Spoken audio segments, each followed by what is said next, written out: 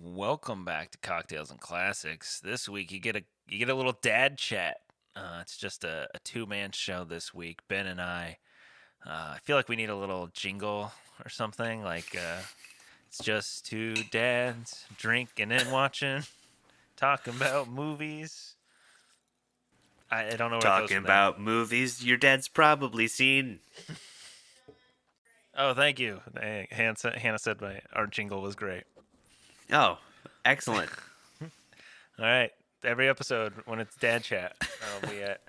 This week, it's just Ben and I, and we watched the Hitchcock Classic Rear Window from 1954. To kick things off and get everybody in the right mood, I'm going to go to this week's cocktail, The Rear Window. Did you just do a quick little Google search, Ben, and do I did. Rear Window As cocktails? I do every week, I look up movie title plus cocktail and see what comes up.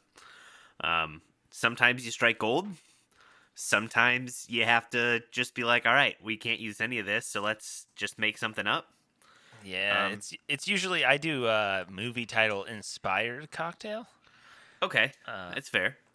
And, I saw one that was kind of wild, which is the one I thought you were talking about, and it had This is the one that had, passion fruit syrup. Yeah, no. So it was super involved. It's probably actually delicious, but I'm like, none of that's laying around the house. It looked great, but it's, look, here's the thing.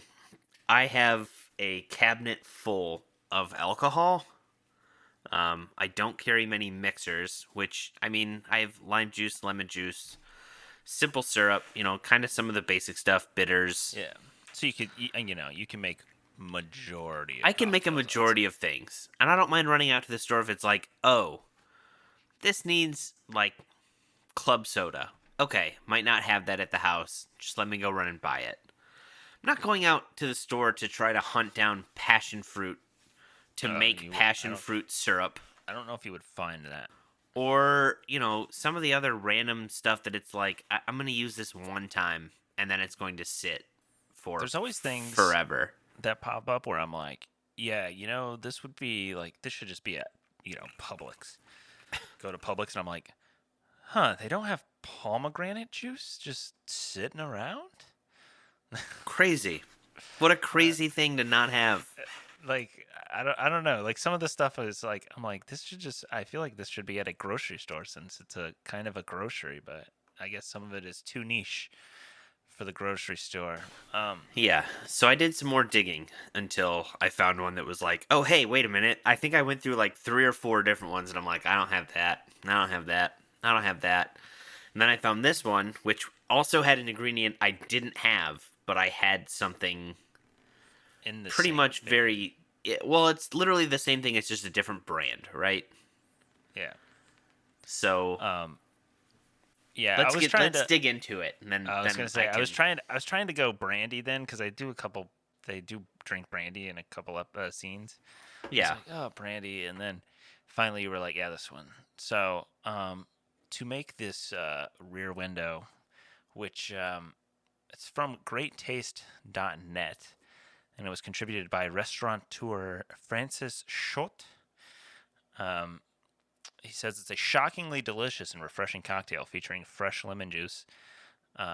Ingredients are 1.5 ounces of fresh lemon juice, 1.5 ounces of simple syrup. Might be a little too sweet, but I think that's about a lemonade ratio, isn't it? Usually 50-50 sugar to Yeah, I'm not going to lemon? lie. I just used lemonade mix because I didn't want to spend the time making lemonade, which is basically what they did. Oh. It's lemonade. Yeah. It's lemonade. It's lemon juice, sugar, and water. Lemonade. So 1.5 ounce lemon, 1.5 ounce simple syrup, 2 ounces of water, and then 3/4 of an ounce of Averna brand Amaro, which you should be able to find in most liquor stores if you go to. We've never really done anything with Amaros technically. I think it's in the same vein as Campari or What's the other one I can't think of?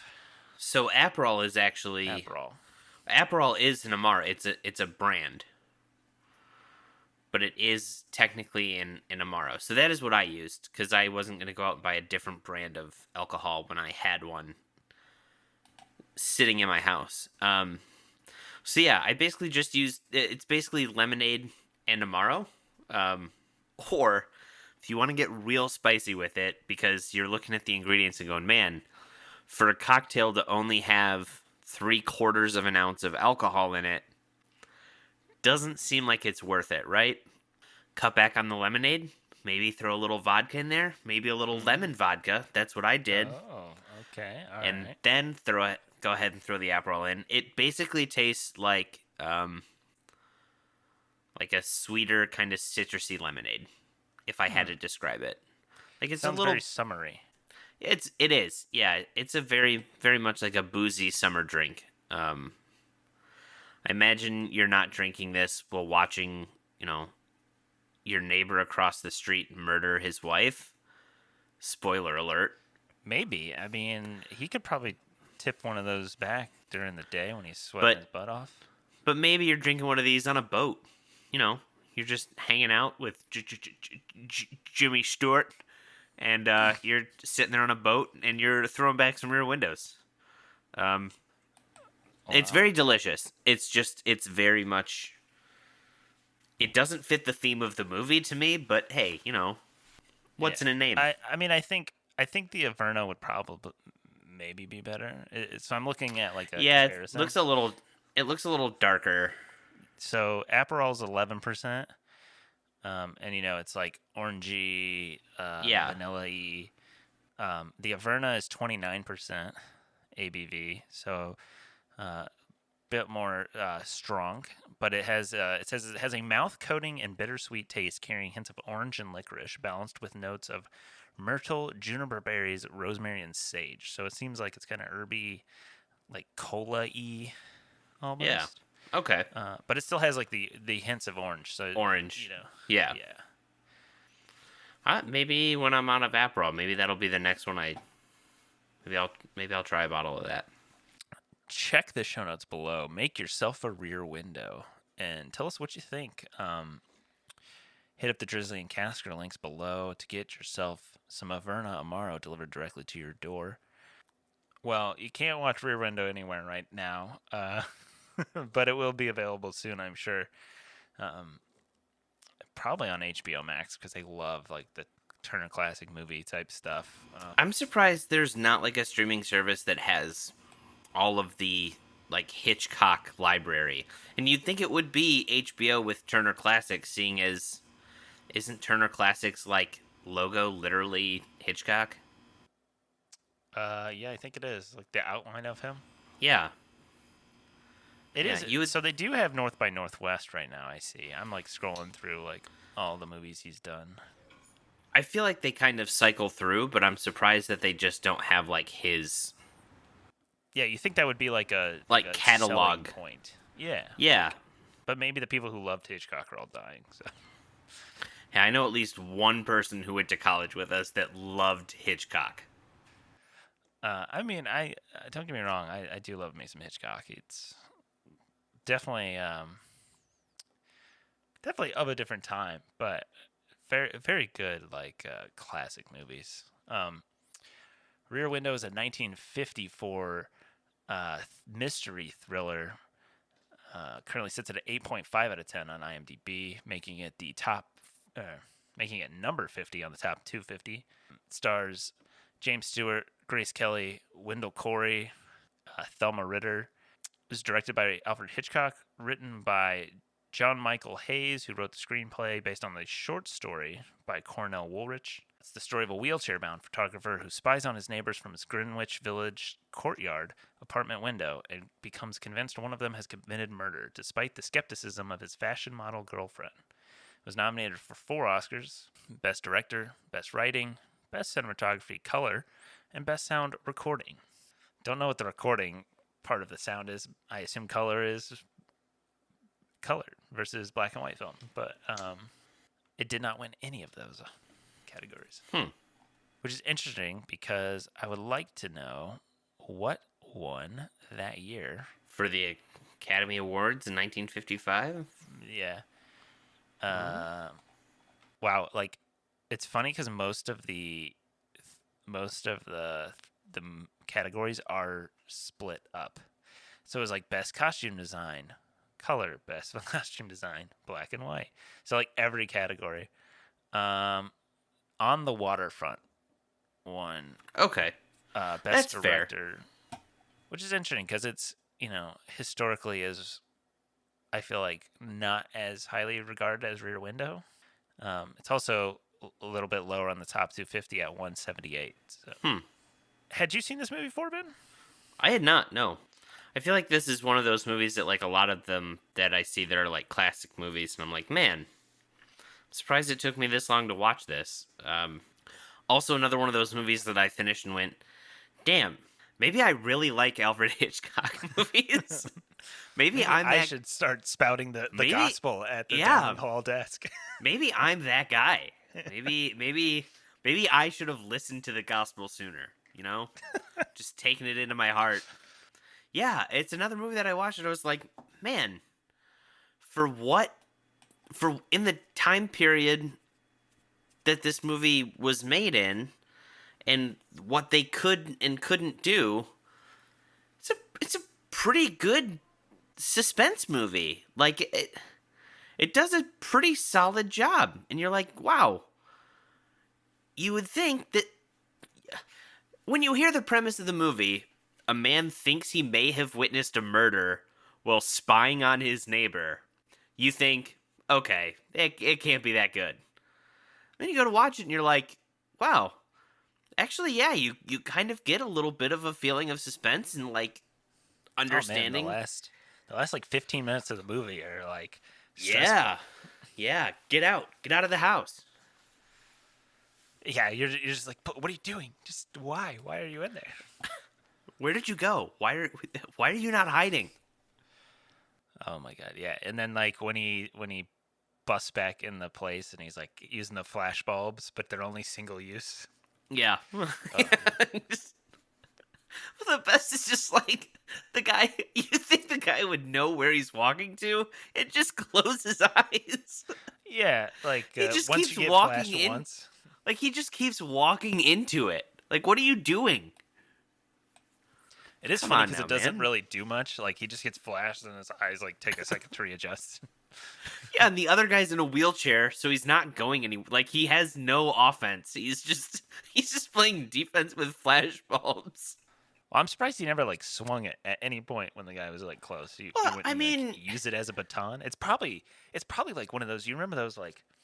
I mean, maybe it's just me because I grew up in like a military household, but like the flashlights that have like the 90-degree angle in them. Like I'm sure it's like similar to that in a sense. Like yeah, it's probably like almost like a mag stronger light. than stronger than aluminum, I would imagine. Well, you'd also think he's got to have something else that he could throw or do anything. Or here's an idea: you wheeled all the way to the door, and your thought wasn't, "Is there a way to lock this door?"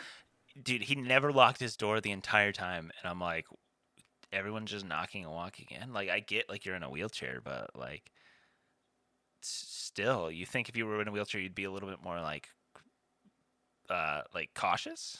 Yeah, maybe it's just the post 9/11 era we live in, where it's like, make sure everything's locked up tight, like it's Fort Knox in your personal life, in your house. But that dude just, yeah, no. You literally heard the guy coming, and your thought wasn't, I know, I should lock the door. It was, I know, let me grab my flash bulbs so I can temporarily blind him and hope to God that someone shows up in time. Like, come on, man. And then they like go to the wrong side of they go to the apartment over in the courtyard, and he's just like, Lisa, Lisa, help me. save me. What I like is the fact that literally it's like he's hanging from like the second story. It doesn't look like he would, like, basically what would suck the most, the fact that his leg is already broken. He might re-break his leg if he falls. But that fall is not going to kill him. Which, spoiler alert. Spoiler alert.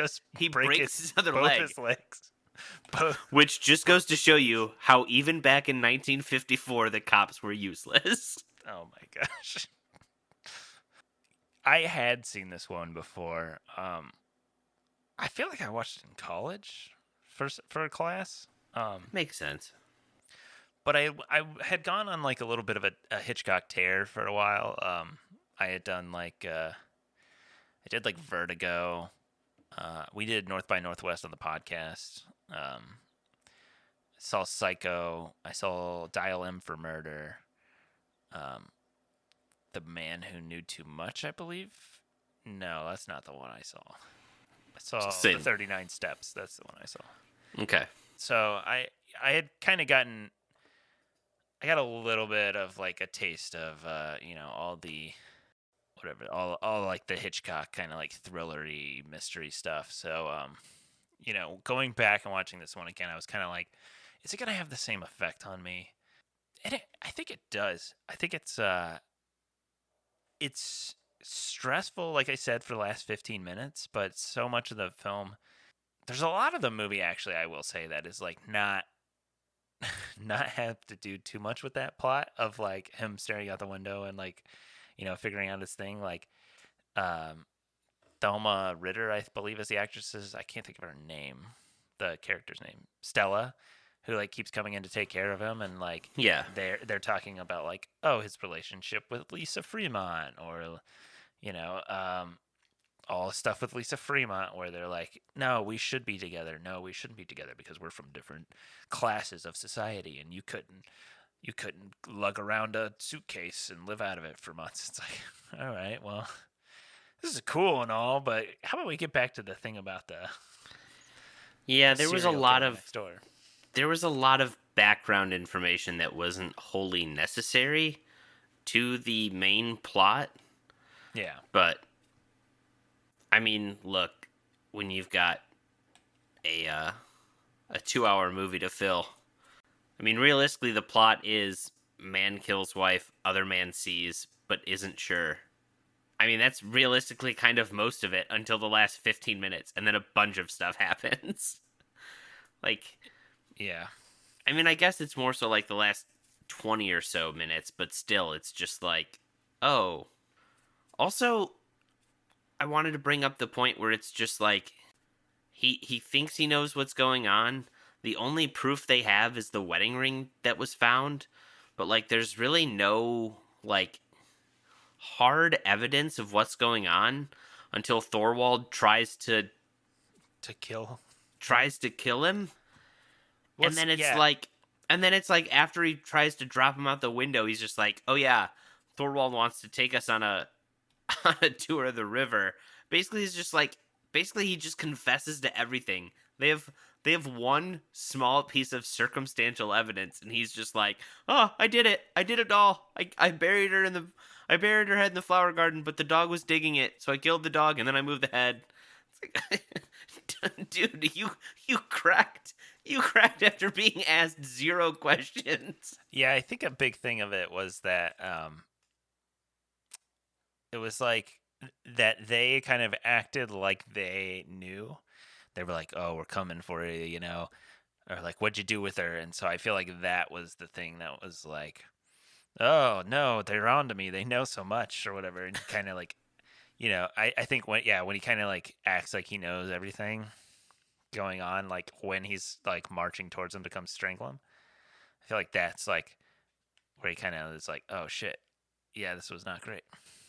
Um, but yeah, he is just like he's legit just like, yeah, no, I did it all. Oopsies. Also, when Jeff phones his cop buddy and then gets the call back, and without answering or saying like hello or asking who it is, he just immediately starts spurting out about how how the suspect's not there, and like, he's not there. Go to the apartment now. And then no one is on the other part of the line, and he's like, "Oh shit, I shouldn't have done that." Like, oh my god. At least they made it kind of like an honest thing though, because I guess to the same point, if I were watching this movie and Jeff handled everything like an expert, being that he's a fucking magazine photographer, Yeah. I'd also be kind of like, come on, really? You expect me to believe that this dude who takes pictures for a living knows how to handle a murder investigation? So I guess I should give it credit there, where it's like, hey, he's kind of a moron when it comes to doing this. but at the same time, it makes sense because he's not a fucking police officer. He's not a detective. He's just a man with a camera in a window. Yeah, and I feel like they kind of glance over like some of the humor elements to the movie, like when he's talking to the guy who's like his editor. He's like, "Yeah, you said you wanted something different." He's like, "Well, I didn't ask you to stand in the road, take the photo." Yeah, I didn't ask you to stand in the middle of the racetrack. Like, all right. Fair Um, point. because he like it glances over at the like intro and like shows like some of his photos that it, like, oh, he's a photographer, and the one is just like a car crashing at the camera. You're like, Yeah. oh. Huh. Huh. At least he hopefully was paid well for that. Well, apparently not. Apparently, he only lives paycheck to paycheck. But then he's like, oh, I friggin' God, what does he say? He's like, oh, like I was like in some war and like all this stuff about like photographing things. And I'm like, what the hell, dude? You're only getting paycheck to paycheck. Although, I mean, it is kind of a cool thing about Jimmy Stewart. I don't know if have we ever done a movie with Jimmy Stewart? Uh, was he in North by Northwest? No, I think that was Cary Grant. Oh yeah, you're right. I don't think so. So, all right, kind of a cool story. Jimmy Stewart was an amateur pilot, and then during World War II, volunteered and enlisted in the Air Force. So he actually was a colonel in the Air Force, and won a couple awards, like medals, service awards, and that. He was then promoted to be a brigadier general in the Air Force in 1959. So in 1959,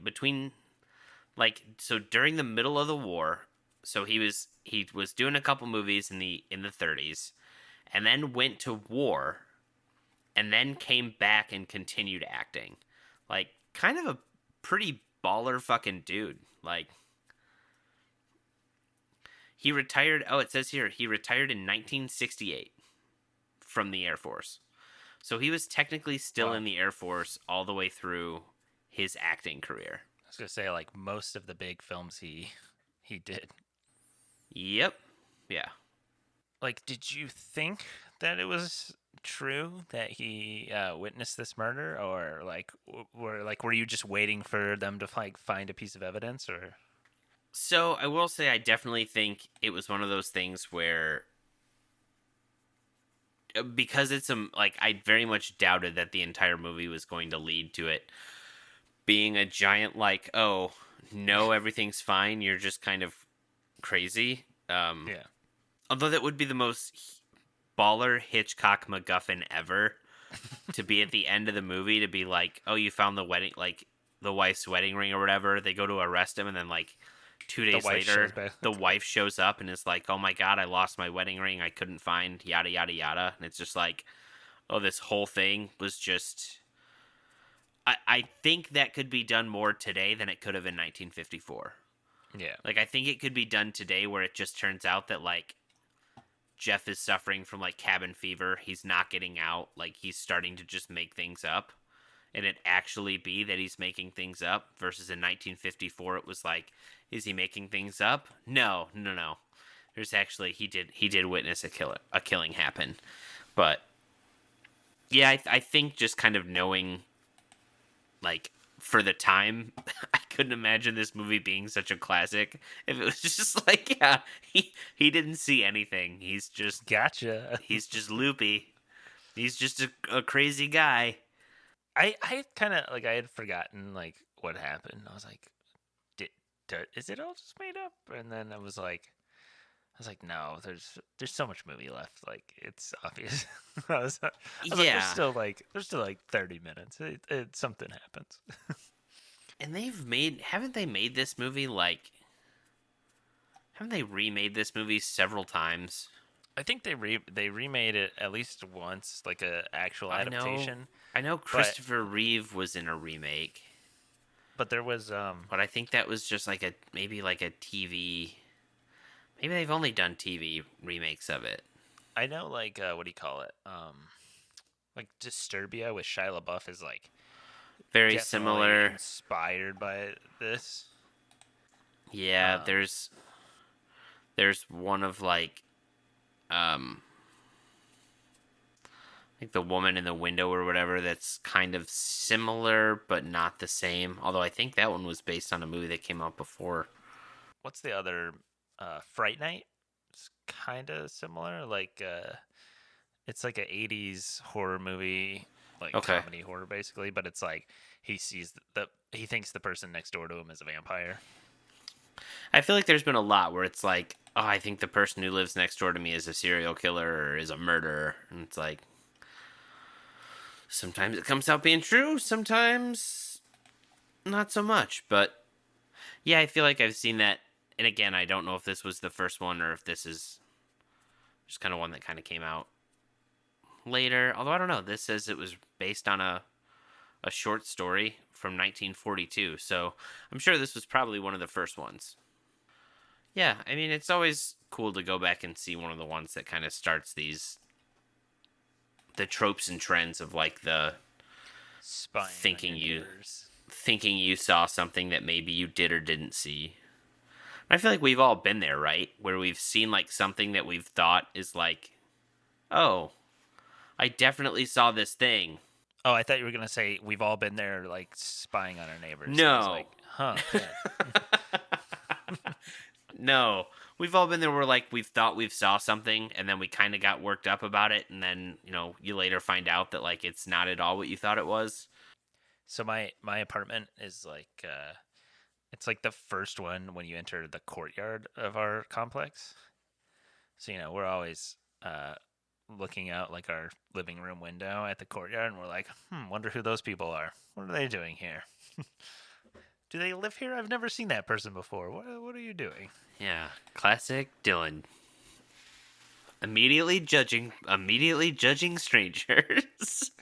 Well, our gate doesn't work. Like like yeah, you have to like tap into the gate. That doesn't work. So people just shove their way in, and I'm like, hmm. Puts my radar on high. Make sure you lock those doors or, you know, keep some flash bulbs handy. Well, it's Got to just a be big ready. glass. It's a big glass, sliding glass door. So I'm like, what's really the safety features here? How far does a lock go? Got to get a one of those thick either broomstick handles or pieces of wood that you just kind of. Ben, a rock would go through the glass. That's I more my mean, point. it would have to be a pretty big fucking rock, or you'd have to have a fucking major league pitcher throwing it. I don't Those know. Is there? You think they're that those thick? double pane glass doors are. I can't imagine that they sell those and are like, oh yeah, these are easily breakthrough. All right, we're looking up how strong are sliding glass doors. All right, pros and cons. Smart and chic. No need for artificial light. They're practical. They create an illusion of more space. They're energy efficient, eco friendly. They're vulnerable to extreme weather. Although you can install locks on sliding glass doors, they're not as strong as the latches drilled into wooden doors. Glass can be a liability when it comes to protecting your home from intruders. They're difficult to maintain. Damn it, you have to clean your glass door a lot. Because I mean, realistically, you could say the same thing about a fucking window. I do say the same thing about windows. If you want to get into somewhere, Ben, I think it's more I about mean, the will to get in than it oh, is I the. mean that's 100%. Look, there's no such thing as 100% security unless you're gonna live with glass bars on your glass bars. Those aren't unsafe either. I've got glass bars on my windows. Nothing will break through this unless you've got like steel bars on your windows. And I mean, I don't even realistically, depending on the door, like a yeah, I know normally the door jambs and the strike plates are a lot stronger on the heavy wooden doors, but you can still kick in a fucking wooden door if someone was strong enough. Seeing as it's just the two of us, maybe I'll pull up some IMDb trivia, see if there's anything cool to see. It was kind of funny, like I don't know how, not necessarily like racy, but like how pushing the edge of like 1955 this movie was when it came to like different things. Oh, like the lady Like dancing, like yeah, what was her practically name? Miss nude. Miss Torso. That was the other thing I liked. How they didn't actually give names for anyone. He just nicknamed all of his neighbors. Yeah. Like, dude, you got to think. What do they call him? Like, oh, there's Mr. Pervert up in the window with his camera. Old Peeping Tom. Um, so you mentioned how On the Waterfront won the Academy Award that year. Interesting fun fact: Grace Kelly was offered a role in this movie and On the Waterfront at the same time. She chose this movie because she thought the role of Lisa, who worked in the world of fashion, much like Grace Kelly did, suited her better. Interesting. I think she actually won Best Actress that year. Grace Kelly won Best Actress in a leading role that year for The Country Girl with Bing Crosby. Also, pretty cool that she became a real life princess. Did she? Yeah, she married the Prince of Monaco. Wow. Yeah. Also crazy that she was like just a famous actress and then was just like, oh yeah. Also, now I'm the Princess of Monaco. Like, all right, cool. Pretty Well, baller move. What Baller about move. Meghan Markle? I mean, yeah, only She's not the princess, but like she also is now royalty. is she? Technically, I believe yes. I believe she is a duchess. I thought they gave up their Oh, whatever nonsensical titles. Something that was kind of interesting with this movie that we didn't talk about, and I'm glad I just read about it. The fact that there was no like score or anything in the movie that was like overplaying, it was all just from the movie, you know. Um, like the outside of music and the outside of like the very beginning of the movie, like the first couple of shots, I think is like you first see the people in the building across the way. They're kind of dancing as you hear like an orchestra playing. But after that, there's no like overarching like orchestra music or anything. Everything kind of comes in. It's all sound from the world of the movie. Music playing like on the radio or people talking or sounds of like the streets and that coming through. It's kind of a cool thing. I didn't even think about that. Yeah, it's something you don't really notice, but that was like at the end I was like, I just read it and I was like, yeah, now that I think about it, there was not any, like music playing over, there was no real score or anything like that. Kind of an interesting thing to do. I the thing I was going to talk about earlier was that I saw that the film negative was damaged considerably as a result of the color dye fading as early as the 1960s, and so nearly all of the yellow images that had, or all of the yellow dyes that were put on there, had faded. And even though, despite fears that the film had been irrevocably damaged, preservation experts were able to restore the film to nearly its original coloration, which is God. pretty amazing to think about. I think one of the things that was like a little odd was like the colors in the one of the skirts that Grace Kelly wears was Yeah. super weird. Like the green skirt was a little odd, but I mean, other than that, you don't really notice Mm-mm. any issues with that. The other one I saw was that the entire movie was shot on one set, which required months of planning and construction. The apartment courtyard set measured 98 feet wide, 180 feet long, and 40 feet high, and consisted of 31 apartments, 8 of which were completely furnished. The courtyard was set 20 to 30 feet below stage level, and some of the buildings were the equivalent of 5 or 6 stories high. This movie was quickly shot on the heels of Die a Limb for Murder from 1953 to January 1954. November. Yeah, I thought it was I couldn't imagine that they actually went and didn't film this like on like a stage or a sound stage, but God, how elaborate that set must have been built for. But realistically, I mean, yeah, you don't really see much outside of the courtyard and across the way. So, Yeah, it's like just that bar, like through that gap. oh man, Cameron's gonna be so butthurt he wasn't here for this. The flash that Jimmy Stewart's character uses as he's trying to blind the guy. Mm-hmm. It's the same unit that would end up being used as the body of Luke Skywalker's lightsaber yeah, in Star Wars. Yeah. I did notice that when I was watching. I was like, oh wait, that looks so familiar. Yeah. This is where it all started. The Star Wars journey starts here in 1954. Yeah, I see that it says like 1,000 arc lights were used to simulate sunlight. And thanks to an extensive pre-lighting of the set, the crew could make a changeover from day to night in under 45 minutes. Most people are probably like, oh, that's not that interesting, but it takes a long time to change lighting on a set. So yeah, that's pretty impressive. So for 45 minutes to change the entire studio over is pretty crazy. Also thought this was interesting. In the short story that the movie's based on, it's not revealed until the last line that the main character has a broken leg. That is kind of... I saw How that weird would that have made the movie if you're just like, why is this dude just constantly in his apartment? And then, like, that's the M. Night Shyamalan twist, is that his leg is broken. That's why he's always staring out the window.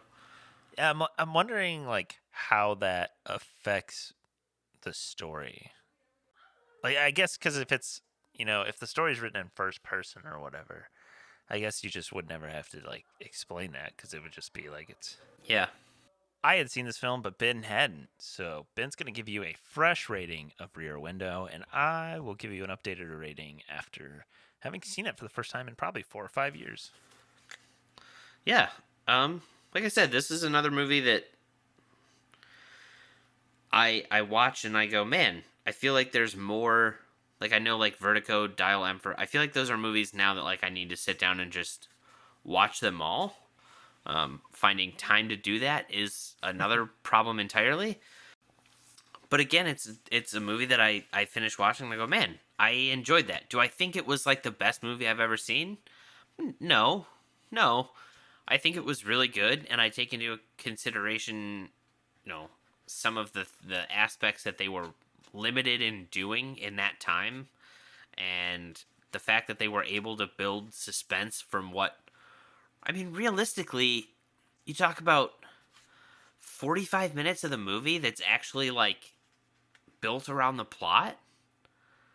There's not really a lot that goes on that keeps you there, but you're watching throughout the entire thing, and you want to know what's going on, and you want to find out what happened.